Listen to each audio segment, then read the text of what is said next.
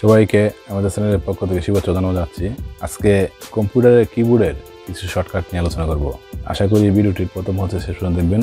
আর এরকম নতুন নতুন ভিডিও পেতে আমাদের চ্যানেলটিকে সাবস্ক্রাইব করে পাশে থাকা বেল বাটনে ক্লিক করে অল করে দেওয়ার অনুরোধ রইল।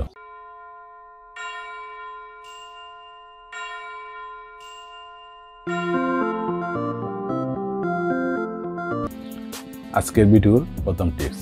প্রথমে দেখাবো কিভাবে কিবোর্ডের সাহায্যে আপনি নতুন একটি ফোল্ডার তৈরি করবেন। তো আমরা ফোল্ডার তৈরি করতে সাধারণত মাউসের রাইট বাটনে ক্লিক করে নিউতে গিয়ে একটা ফোল্ডারে ক্লিক করে ফোল্ডার তৈরি করি। আপনি যদি কিবোর্ডের মধ্যে তৈরি করতে চান তাহলে Ctrl+Shift+N দিবেন, দেখবেন নতুন একটা ফোল্ডার তৈরি হয়েছে। দেখুন নতুন একটা ফোল্ডার তৈরি হয়ে গেছে। আবার Ctrl+Shift+N দিলেই নতুন একটা ফোল্ডার তৈরি হয়ে যাবে। এটা হলো আজকের ভিডিওর প্রথম টিপস। এবার আজকে ভিডিওর দ্বিতীয় টিপস। কিবোর্ডে লক্ষ্য করে দেখুন যে দুইটা বাটন আছে, একটা হচ্ছে ব্যাকস্পেস, একটা হচ্ছে ডিলেট।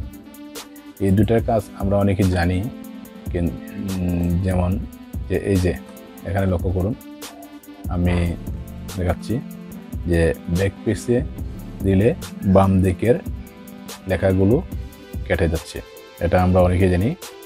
এখন যদি আমাকে ডান দিকে লেখাগুলো কাটতে হয় তাহলে কী করতে হবে, যে ডিলেট বাটন চাপলেই ডান দিকে লেখাগুলো কেটে যাবে।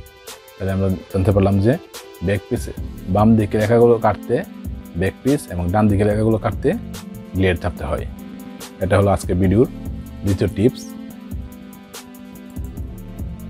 এবার আজকের ভিডিওর তৃতীয় টিপস।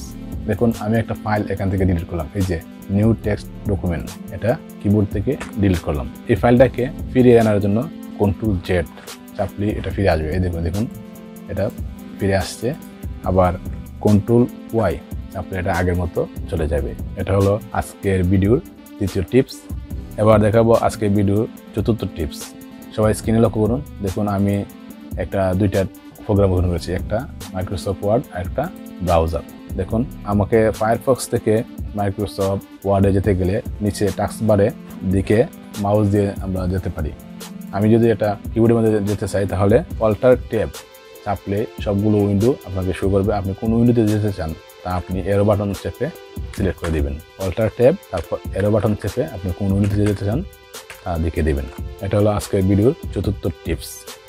এবার আসি আজকের ভিডিওর পঞ্চম টিপস বা আজকের এই ভিডিওর সর্বশেষ টিপস। আমরা বিভিন্নভাবে কম্পিউটার বন্ধ করে থাকি, যেমন স্টার্ট প্রোগ্রাম থেকে এই বাটনে ক্লিক করে শাটডাউন করি, বিভিন্নভাবে শাটডাউন করতে পারি। আজকে দেখাবো কিবোর্ডের মাধ্যমে কীভাবে শাটডাউন করবেন। কিবোর্ডের মধ্যে শাটডাউন করার জন্য আপনাকে Alt+F4 চাপতে হবে। Alt+F4 চাপলে এরকম একটা মেনু আসবে। দেখুন এখানে সবগুলো আছে, switch, user, sign out, sleep, shutdown, restart. আপনি যেটা মনে চাই করতে পারেন। আমি শাটডাউন দিচ্ছি না। আশা করি ভিডিওটি সবার কাছে ভালো লাগছে। ধন্যবাদ।